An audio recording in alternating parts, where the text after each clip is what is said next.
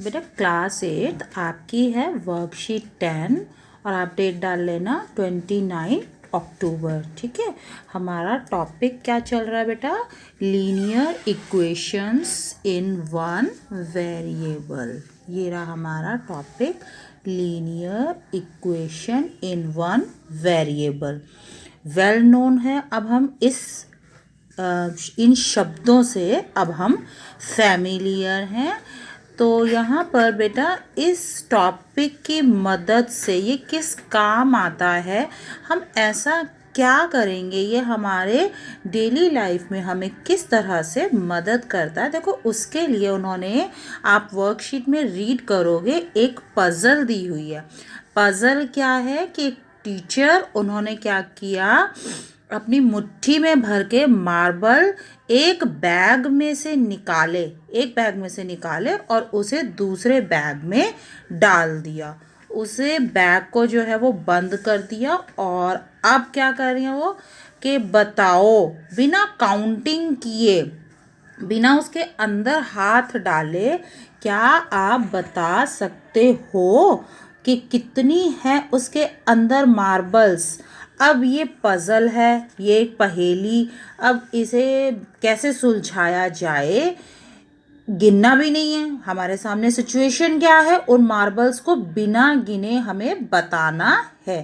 तो एक बच्चा है, उसने क्या किया, इसको जो है वो सॉल्व कर दिया। उसने कहा हाँ मैं कर सकती हूँ।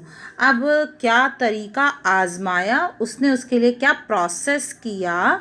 गिनना तो है नहीं, तो क्या किया, जो पहला वाला बैग था उसमें से एक मार्बल निकाल लिया। एक मार्बल निकाला, उसका वज़न किया, वज़न निकला हमारा एक मार्बल का 15 ग्राम। अब उसने क्या किया, जो दूसरा बैग था, उसने बोला टीचर से कि आप हमें काउंटिंग करने के लिए तो नहीं दे रहे, लेकिन मैं काउंटिंग करूँगी भी नहीं, लेकिन आप मुझे जो है वो उसका वेट करने दो। तो जब उनका वेट किया, कुल वज़न देखा, तो कितना था, 330 ग्राम्स। अब आपको कुछ आइडिया, कुछ क्लू मिल रहा है कि यहाँ पर क्या है?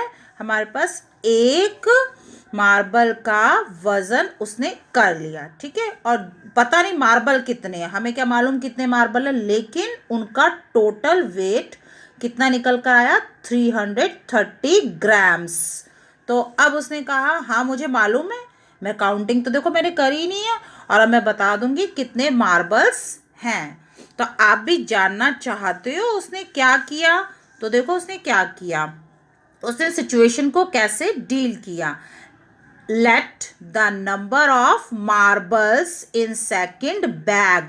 पता नहीं था, हमें पता नहीं है ना, जो चीज़ पता नहीं होती उसे हम क्या मान लेते हैं, वेरिएबल। वो हो गया हमारा वेरिएबल, उसे हमने वेरिएबल मान लिया। Let the numbers of marble in second bag के। तो अब एक मार्बल का वजन था 15 ग्राम्स। तो सारे जितने मार्बल्स हैं, मार्बल्स कितने हैं, के मार्बल, उन सब का कुल वजन, एक मार्बल का वजन 15 ग्राम, तो के मार्बल का वजन कितना हो जाएगा, 15 के।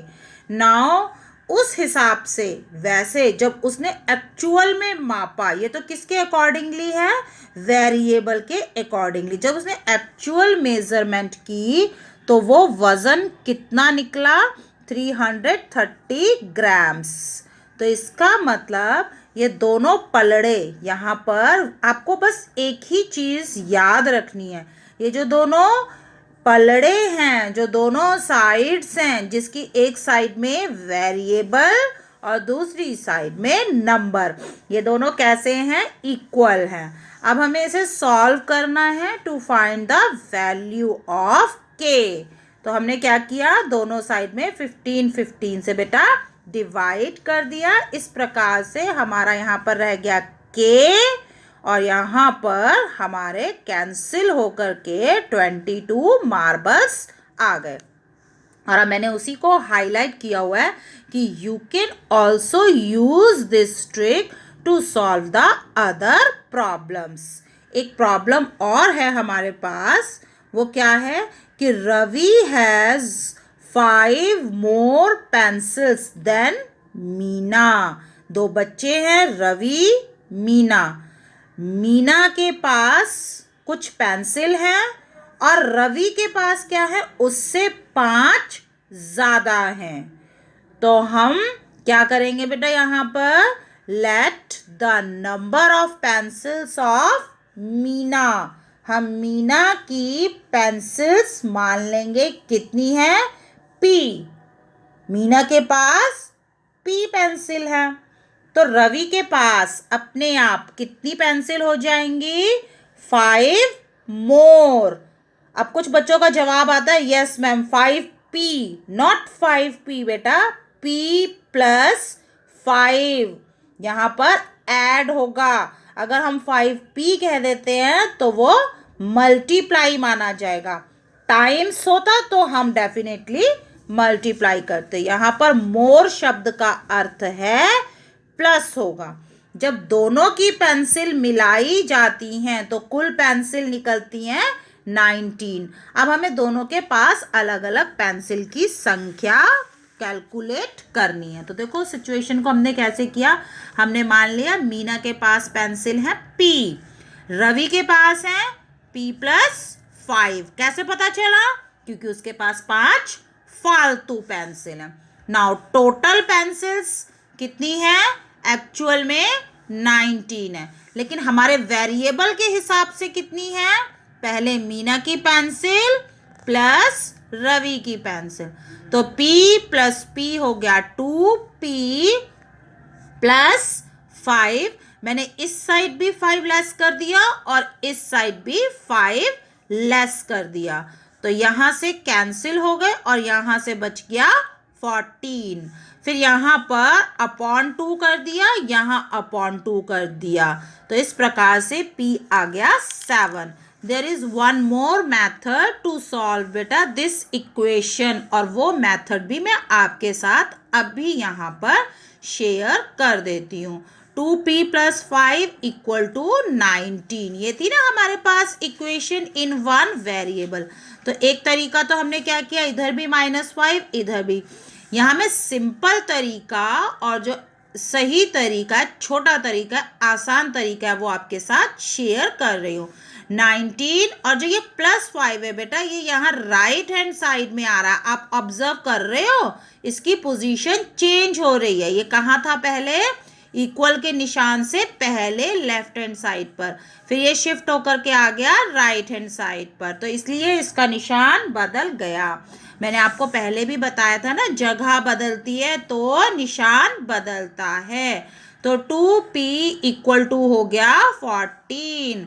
अब p इक्वल टू, हम सिर्फ p ही p रखेंगे, इस 2 को भी शिफ्ट करेंगे। अब कुछ बच्चे सोचेंगे हाँ कर दो, 14 माइनस 2 कर दो। नहीं, मैं 14 और अपॉन कर रही हूँ। क्यों बेटा, उसका रीज़न क्या है, यहाँ पर जो मल्टीप्लाई होता है, जो गुणा होता है, वो वहाँ जाकर के डिवाइड हो जाता है।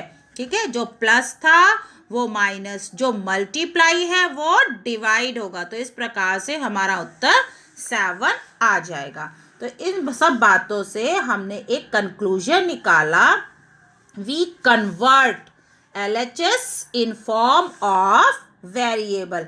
लेफ्ट हैंड साइड में हम वेरिएबल रखते हैं और राइट हैंड साइड में जो भी हमारा पास नंबर होता है, और इस प्रकार से एक इक्वेशन बना लेते हैं और फिर उन्हें हम सॉल्व करके उत्तर निकाल सकते हैं। अब कुछ जो 2 एग्जाम्पल्स हैं, मैं अभी उन्हें यहाँ पर फटाफट एक्सप्लेन कर देती हूँ।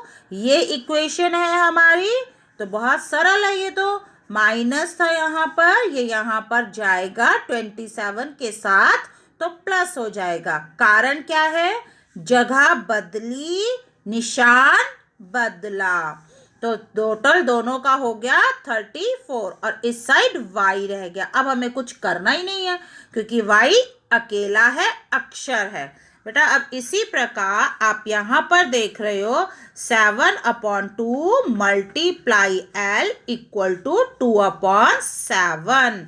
तो यहाँ पर देखो मैंने क्या किया है, ये 2 नंबर्स हैं, ये दोनों नंबर्स किधर जाने चाहिए, राइट हैंड साइड में। तो 2 अपॉन है जो नीचे है वो ऊपर आ जाएगा और जो ऊपर होता है वो नीचे आ जाता है। तो ये सही तरीका था इसे यहाँ शिफ्ट करने का। 2 to the 4 upon 49। तो आई होप कि सबको ये वर्कशीट अच्छे से समझ आ गई होगी। बेटा अपनी सब कॉपी में सॉल्व कर